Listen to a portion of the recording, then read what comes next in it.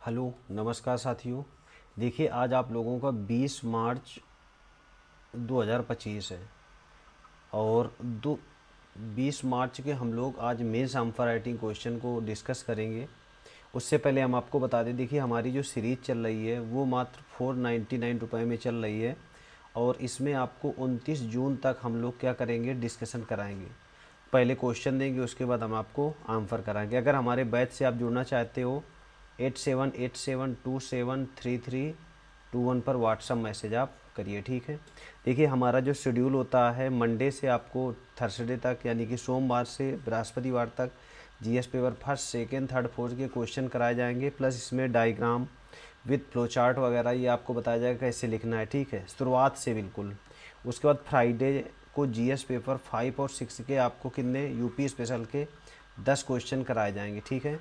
और सैटरडे को आपको एक एसे का 1 या 2 क्वेश्चन आपको एसे के दिए जाएंगे, ठीक है। तो चलिए हम लोग आज का जो हमारा डेली दूसरा टास्क है उसको हम लोग देख लेते हैं यहाँ पर हम लोग। हाँ, जैसे क्वेश्चन दिया हुआ है, वैश्विक ताप वितरण को विनियमित करने में महासागरीय धाराओं की भूमिका का वर्णन करना है। ये स्टेप फर्स्ट हो गया।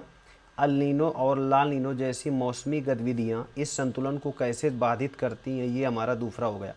यानी कि आपका जो क्वेश्चन है ये 2 स्टेप में आपको सॉल्व करना है। पहले हम थोड़ा सा इंट्रो लिखेंगे, उसके बाद बॉडी, और बॉडी के बाद वे फॉरवर्ड लिखकर क्वेश्चन को एंड कर देंगे। पीसीएस में आपने अब शेड्यूल तो मालूम होगा, 125 शब्द और या तो 200 शब्दों में क्वेश्चन आंसर होता है।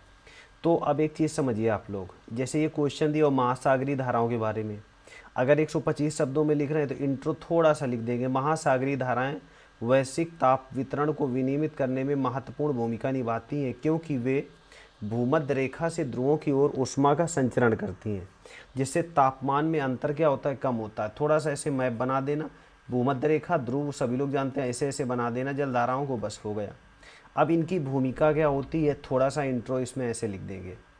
भूमिका में जैसे आपने देखा होगा, समुद्री जैव विविधता के लिए ऊष्मा का परिवहन करती हैं, तापमान को संतुलन करने के लिए, मौसम और चक्रवातों की तीव्रता तथा कार्बन चक्र में योगदान के लिए इनकी भूमिका होती है, ठीक है। ये हमने पहले स्टेप का क्वेश्चन पूरा कर लिया।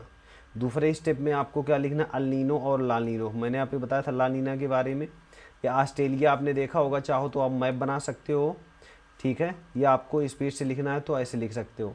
अब इसमें लिख सकते हो, अल नीनो और ला नीनो जटिल मौसम पैटर्न है जो विश्वतीय महासागरीय क्षेत्र में समुद्र के तापमान की भिन्नता के कारण घटित होते हैं।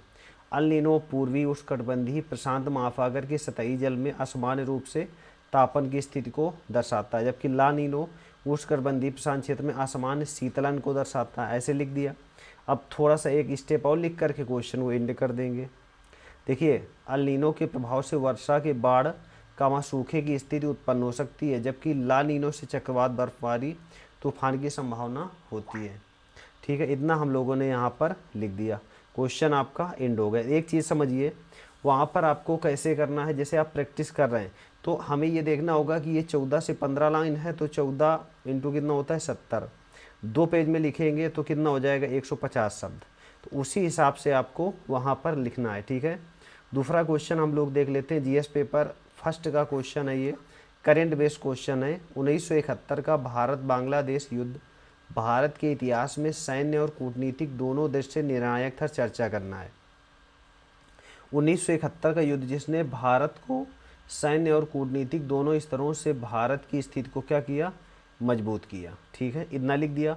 और बांग्लादेश के रूप में एक नए राष्ट्र का क्या किया, जन्म किया। ऐसे इतना थोड़ा सा इंडो लिख सकते हैं, थोड़ा सा इसमें भारत बना देना और यहाँ पर बांग्लादेश मेंशन कर देना। सैनिक महत्व तो भारत की सैन्य रणनीति हो जाएगा। किसी भी देश से आपको आईआर के क्वेश्चन में लिखना हो, कैसे भी लिखना हो, आपको इसी तरह लिखना है। दूसरे नंबर में थोड़ा सा इनके बारे में बता दिया। परिचालन सफलता, यानी कि आपने देखा युद्ध टैंक वगैरह। नेतृत्व क्षमता, बांग्लादेश की स्वतंत्रता हो गई और इस युद्ध ने भारत की सैन्य क्षमता तथा रणनीति को उजागर किया। अब कूटनीतिक महत्व क्या हो सकता है, अंतर्राष्ट्रीय समर्थन, जैसे बांग्लादेश को नया देश दिलाने में भारत की बहुत ज़्यादा भूमिका रहती। भू राजनीतिक हस्तक्षेप, भारत और पाकिस्तान के संबंधों को हमेशा के लिए बदल दिया, है कि नहीं। और इस प्रकार लिख सकते हैं, थोड़ा सा आपका डायग्राम वगैरह बना करके बहुत अच्छे से इसको अब लास्ट में वे फॉरवर्ड लिख दिया गया, बस ऐसे हो गया आपका। तो वहाँ पर हमें शुरुआत कैसे करनी है, ये अगर आप बैच में आप हमारे जुड़ रहे हैं तो बिल्कुल आपको डेली क्वेश्चन मिलेगा, कैसे क्या करना है सब चीज़ रहता है। करंट बेस्ड क्वेश्चन है ये, इसको हम लोग देख लेते हैं। श्रीलंका के साथ भारत के रक्षा सहयोग का क्षेत्रीय सुरक्षा पर भारत के प्रभाव का आकलन करिए। हिंद महासागर क्षेत्र में खतरों से निपटने का उपाय को क्या करना है, आपको सुझाना है। इतना हम लोगों ने देख लिया। अब इसमें हम लोग देखेंगे श्रीलंका भारत के दक्षिण में स्थित ऐसा देश जिसका भारत के साथ सामाजिक, आर्थिक और राजनीतिक संबंधों के साथ साथ पर्यावरण क्षेत्र, व्यापार, शिक्षा, संस्कृति और रक्षा संबंध आदि अन्य संबंधों में सहयोग शामिल है। थोड़ा सा हमने फ्लो भी बना, चार्ट बना दिया और इंट्रो बना दिया। ऐसे आपको लिखना, स्पीड से लिखना होता है, वहाँ पे समय नहीं होता है, प्रैक्टिस बहुत ज़रूरी है। चूँकि भारत और श्रीलंका के बीच रक्षा सहयोग से क्षेत्रीय समुद्री सुरक्षा मजबूत होगी, जिससे हिंद महासागर के बाहरी खतरों से निपटने में आपको मदद मिलेगी। ऐसे बना दिया भारत और ये श्रीलंका। अब कैसे कैसे मदद मिलेगी इसमें हम लोग देख सकते हैं। जैसे से क्षेत्रीय समुद्री सुरक्षा में वृद्धि, क्षमता निर्माण हो गया, संयुक्त सैन्य अभ्यास हो गया, तटवर्ती क्षेत्रों में चौकसी बढ़ाया जा सके, समुद्री सुरक्षा हिंद महासागर क्षेत्र में, जिससे होगा क्या, आतंकवाद हो गया, ह्यूमन ट्रैफिकिंग हो गया, मादक पदार्थों की तस्करी हो जाता है आदि पर रोक लगाई जा सके तथा समुद्री सुरक्षा सुनिश्चित की जा सके। बहुत अच्छा आंसर आपको देखो वहाँ पर आपको लिखना है, और आपको अगर लिखना है तभी आप जब कब लिख सकेंगे, जब आप प्रैक्टिस करेंगे, आप ये समझिए। तो बेहतर प्रैक्टिस के लिए बहुत अच्छा है ऑप्शन, ठीक है। तो इसमें आप देख सकते हैं। उसके बाद हम लोग देखेंगे next question, current based mains question है ये। आर्द्र भूमि महत्वपूर्ण पारिस्थितिकी तंत्र है जो पारिस्थितिकी और आर्थिक लाभ प्रदान करते हैं, चर्चा करना है इसमें, ठीक है। इसको आप लोग देखना, जो आर्द्र भूमि जलीय स्थलीय पारिस्थितिकी प्रणालियों के बीच का ऐसा संक्रमणकालीन क्षेत्र है जो मीठे जल की आपूर्ति, भोजन, जैव विविधता, बाढ़ आदि को नियंत्रित करता है। इसमें आर्द्र भूमि हमेशा सभी को मालूम होगा, 2 फरवरी है, ईरान वाला रामसर साइट्स हो गया, मॉन्ट्रियल प्रोटोकॉल, सब लोगों को याद है। थोड़ा सा हमें इंट्रो लिख दिया है कि यानी आर्द्र भूमि जलीय तथा स्थलीय पारिस्थितिकी प्रणालियों के बीच ऐसा क्षेत्र है, बस लिख दिया ना थोड़ा सा। अब इसके लाभ क्या क्या हैं, देखो इसमें से जो क्वेश्चन की डिमांड है वो क्या है, पारिस्थितिकी और आर्थिक लाभ, ये 2 स्टेप में पूछा गया है। पहले नंबर पर इकोलॉजिकल प्रॉफिट देखना है और इकोनॉमी प्रॉफिट देखना है, ठीक है ना। तो यहाँ पर हम अगर पारिस्थितिकी लाभ देखें, इकोलॉजी, तो यहाँ पर आपको जैव विविधता संरक्षण, बायोडाइवर्सिटी कंजर्वेशन, आर्द्र भूमि क्या करती है, पौधों तथा जानवरों के आवास के लिए क्या करती है, रक्षा करती है और उनको आवास प्रदान करती है। जल शोधन हो गया, बाढ़ नियंत्रण हो गया, कार्बन को सूचित करने में, आर्द्र भूमि तटीय इलाकों के कटाव को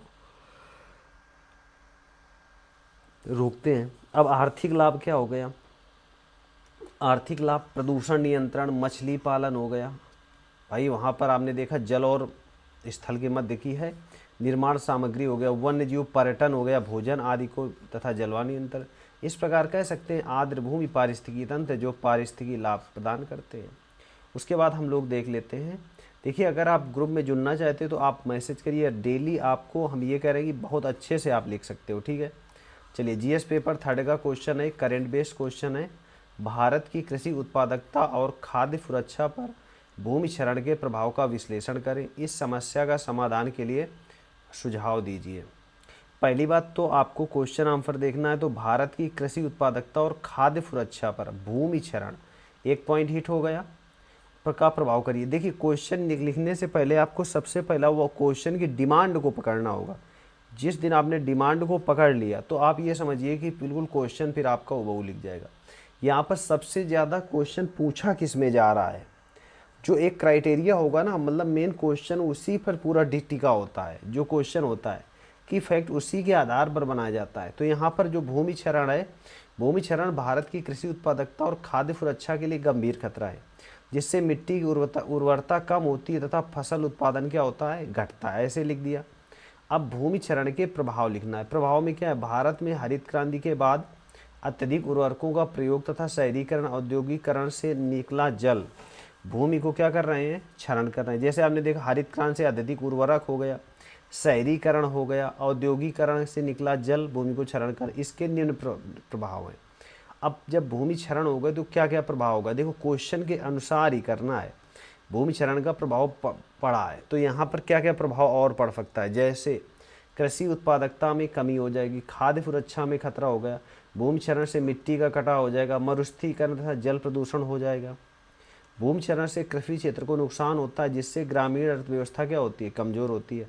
हालांकि इनसे बचाव के लिए मृदा संरक्षण उपाय, जैसे आपने देखा होगा, एक दो उपाय लिख देंगे, कौन कौन से उपाय, जैसे कवर क्रॉपिंग हो गया, ढाल वाली ज़मीन हो गया, फसलें उगाना, जैसे फसलें आपने देखा ना ऐसे सीढ़ियाँ बना करके, उसके बाद आपने देखा मिट्टी को बिना जुताई में ऐसे ही बो देना आदि के अलावा जैविक खेती को प्रोत्साहन करके, कृषि वानिकी फसल चक्र को अपना करके तथा वृक्षारोपण की इस समस्या को कम किया जा सकता है।